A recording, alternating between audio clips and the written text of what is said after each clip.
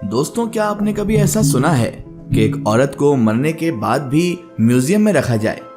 जी हाँ, एक औरत जिसके मरने के बाद 150 सालों तक उसके शरीर के बॉडी पार्ट्स को प्लास्टर कास्ट में प्रिजर्व करके रखा गया। सुनने में अजीब है दोस्तों, लेकिन ये हकीकत है। आज हम आपको उसी औरत के बारे में उसकी हिस्ट्री बताने आए हैं कि आखिर ऐसा क्यों किया गया कि इस औरत को मरने के बाद भी रखा गया एक म्यूजियम में। आखिर क्यों इसके बॉडी पार्ट्स पर रिसर्च भी की गई और इसे प्रिजर्व करके रखा क्यों गया। और दोस्तों, सबसे खास बात इसमें यह थी कि उसके प्राइवेट पार्ट्स को भी एक म्यूजियम में रखा गया था और साथ ही साथ उसके हिप्स को भी। तो आइए देखते हैं क्या है इस इंटरेस्टिंग कहानी के पीछे का राज। और आपसे बस इतनी सी गुजारिश है कि आप इस वीडियो को एंड तक जरूर देखिएगा। एक औरत दोस्तों, जिसके मरने के बाद भी 150 सालों तक उसके शरीर के बॉडी पार्ट्स को प्लास्टर कास्ट में प्रिजर्व करके रखा गया, जिसमें उसके हिप्स और उसके प्राइवेट पार्ट्स को भी म्यूजियम में रखा जाता है ताकि लोग ये देखकर मजा ले सकें। इतना ही नहीं दोस्तों, मरने के लगभग 200 साल बाद देश के प्रेसिडेंट की रिक्वेस्ट के बाद उस औरत को कब्र मिल पाती है। और क्यों उस औरत को दुनिया की सबसे बदनसीब औरत माना जाता है, आज की इस वीडियो में आपको मालूम पड़ जाएगा। दोस्तों, आज हम जिस औरत के बारे में बात करने जा रहे हैं, उसने जिंदा रहते हुए जितना सहा, जितनी प्रताड़ित हुई, उससे कहीं ज्यादा गुना उसने मरने के बाद सहा। एक ऐसे समाज ने उसे टॉर्चर किया जिसे हम एलिट और एजुकेटेड सोसाइटी का दर्जा देते हैं। आज हमारी इस कहानी की जो मुख्य किरदार हैं, उनका नाम है सारा बैटमैन। यार देखिए, सबकी जिंदगी में परेशानियां तो होती हैं दोस्तों, क्योंकि परेशानियां जिंदगी की वो सच्चाई हैं जिससे कोई भी नहीं बचा है। ऐसा कोई बंदा दुनिया में नहीं है जिसकी जिंदगी में परेशानी नहीं आई हो। बड़े विद्वानों से लेकर अमीर इंसानों से लेकर गरीब से गरीब इंसान तक सभी ने परेशानियों का सामना तो किया है। सबकी जिंदगियों में परेशानियां होती ही हैं, क्योंकि परेशानियां जिंदगी की वो सच्चाई होती हैं जिससे कोई मुकर नहीं सकता। लेकिन दोस्तों, कई लोग ऐसे होते हैं जो इन परेशानियों से हार जाते हैं या फिर अपनी किस्मत को दिन रात कोसते रहते हैं। लेकिन दोस्तों, इस औरत यानी कि सारा बैटमैन ने जितना सहा, इंसानी सोच की लिमिट से वो कहीं ज्यादा है।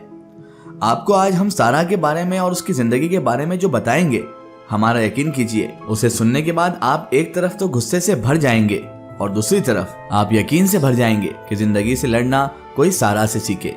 सारा बैटमैन का जन्म हुआ था नाइट में। दोस्तों, सारा बैटमैन का जन्म हुआ 1789 में साउथ अफ्रीका के ईस्टर्न कैप वाले एरिया में।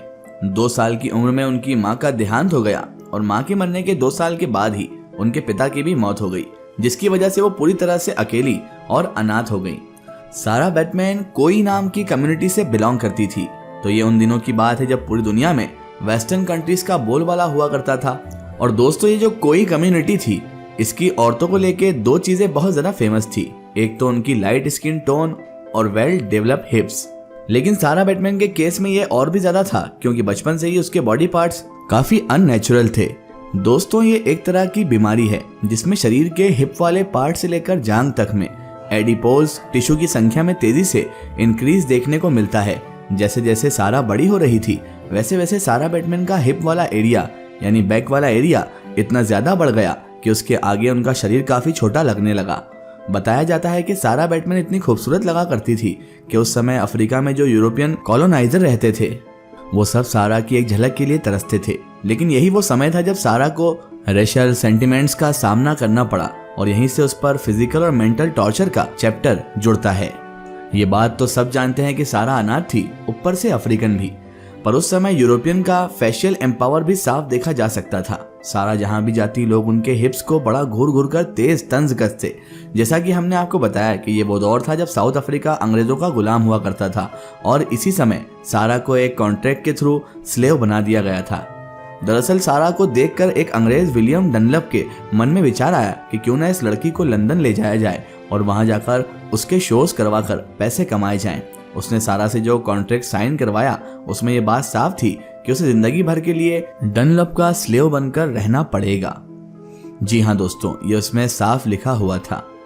और इस बात का सारा बैटमैन को दूर दूर तक अंदाजा भी नहीं था, क्योंकि कॉन्ट्रैक्ट में उसे ये बात बताई ही नहीं गई थी। यहाँ आपको जो बात हैरान कर सकती है वो ये है कि डनलप कोई अनपढ़ या फिर नशेड़ी नहीं था, बल्कि रॉयल नेवी डिपार्टमेंट में एक डॉक्टर की पोस्ट पर बैठा एजुकेटेड आदमी था।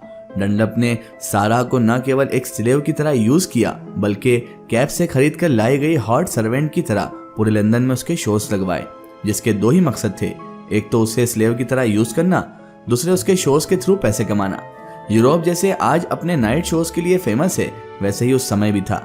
यूरोप में स्टेज शो हमेशा पॉपुलर रहे हैं। सिर्फ उस समय ही नहीं बल्कि आज भी लोग ऐसे लोगों को देखने के लिए एक्साइटेड रहते हैं जिनका शरीर अनयूजफुल होता है। लेकिन आज टेक्नोलॉजी में एडवांसमेंट होने की वजह से सबके हाथों में फोन है, तो किसी को ये तमाशा देखने के लिए घर से बाहर ही निकलना नहीं पड़ता। लेकिन चलिए कहानी के मेन किरदार पर वापस आते हैं दोस्तों। तो अब जब लोगों को लंदन में पता चला कि साउथ अफ्रीका की एक ऐसी महिला का शो हो रहा है जिसके हिप्स काफी बड़े हैं, तो लोगों ने बड़ी संख्या में टिकट खरीदने शुरू कर दिए।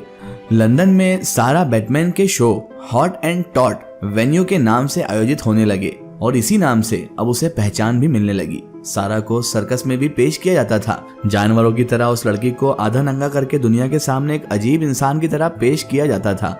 उस लड़की का फिजिकल और मेंटल टॉर्चर पूरे समाज द्वारा हो रहा था।